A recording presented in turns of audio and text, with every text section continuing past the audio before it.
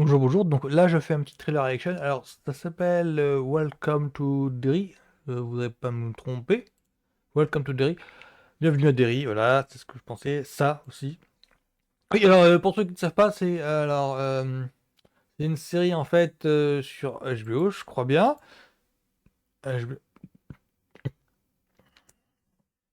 Bonjour tout le monde. Donc là, je fais un petit trailer reaction. Alors, ça s'appelle Welcome to Derry. Bienvenue à Derry. Grosso modo, c'est une série sur HBO à propos de ça ou enfin. Pour ceux qui ne savent pas, en fait, le roman de Stephen King, ça, où il est revenu, comme ça a été adapté sur M6, donc grosso modo, le roman de Stephen King raconte en fait, porte sur deux... Alors, temps présent, il faudrait que je l'écris un petit peu, remettre dans le contexte.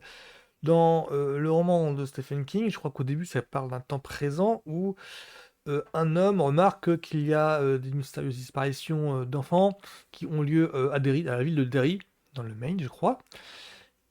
Et il fait le rapport entre cette disparition d'enfants, qu'il soupçonne être mort, en fait, avec ce qu'il, lui, a vécu avec une bande d'amis de l'époque, quand il avait 8-10 ans, je crois.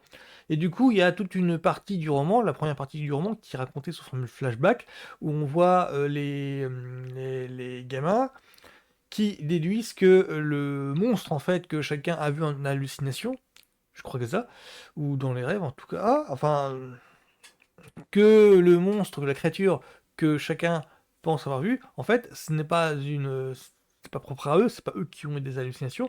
La créature existe bel et bien. La créature, il le nomme en ça, en fait, les titres du roman. Donc c'est pour la première partie. Et la deuxième partie, c'est l'aventure se passe une fois qu'ils sont adultes.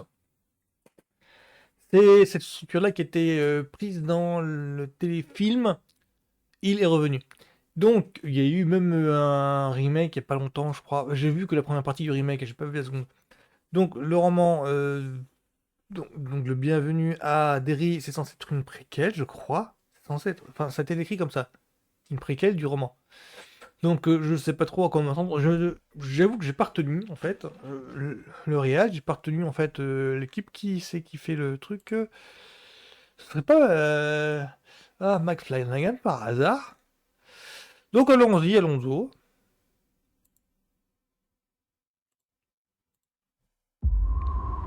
Ah, c'est ça du Flanagan. Du Flanagan. Mon pauvre. Allez, monte avant d'attraper la mort. Dis-nous où tu habites, et on te ramène chez tes parents sains et saufs, d'accord? Je veux pas retourner à Terry. Maine, 1962. Nous venons d'emménager en ville. Ouais, je dirais, si c'est bien Matt Flanagan, ça sent sa patte. Je dirais plus tard qui c'est. Ça fait 4 mois aujourd'hui. Et ils ont même pas retrouvé le corps. Donc c'est un meurtre. Ces histoires d'enfants qui disparaissent. C'est marrant, ces gars. Je dois m'inquiéter. Bah oui. C'est toujours une bonne idée de garder ce qu'on aime Oui, c'est ça. près de soi. Non, c'est pas Matt Flanagan. Aucun adulte En ne même temps, croira Stranger jamais Things, ce qu'on a vu. c'est bien. Et ça m'étonne pas. Ça fait des années Orienté, qu'il ça se fait passe des qui trucs comme ça à Oh. Derry. Les enfants, ne vous mêlez pas de ce qui concerne la police. J'ai On dirait un entendu des truc voix version ado. dans les tuyaux. Est-ce Ouais, que c'est ça comme vous ça, dit je quelque pense très chose? bien. Enfin, je dirais que ça.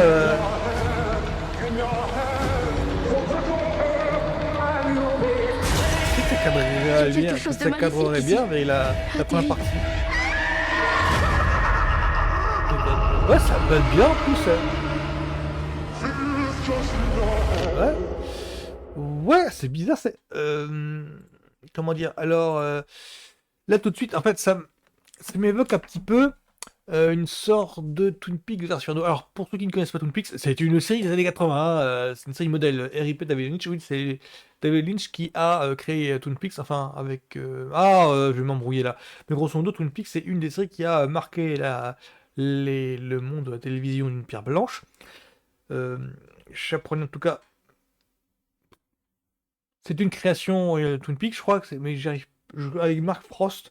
Ah, dans les détails, voilà, c'est une série qui porte l'empreinte de David Lynch. C'est une série qui montrait alors une mystérieuse mort, je crois qu'une femme était retrouvée morte. Il y a un agent du FBI. Oui, c'est bien Twin Peaks, hein, c'est pas X-Files, c'est bien Twin Peaks. Il y a un agent du FBI arrivé dans la petite bourgade de Twin Peaks.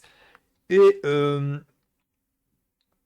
en fait, ce qui rendait la série particulière, c'était que l'ambiance de Twin Peaks était empreinte d'une ambiance bizarre. C'est ce genre d'ambiance-là que je retrouve dans les quelques minutes là. Mais ça cadre bien avec l'ambiance de Stephen King. Oui, parce que chez Twin Peaks, il y a pas mal, en Twin Peaks, je me souviens qu'il y a pas mal de faux semblants. Enfin, quand je dis faux semblants,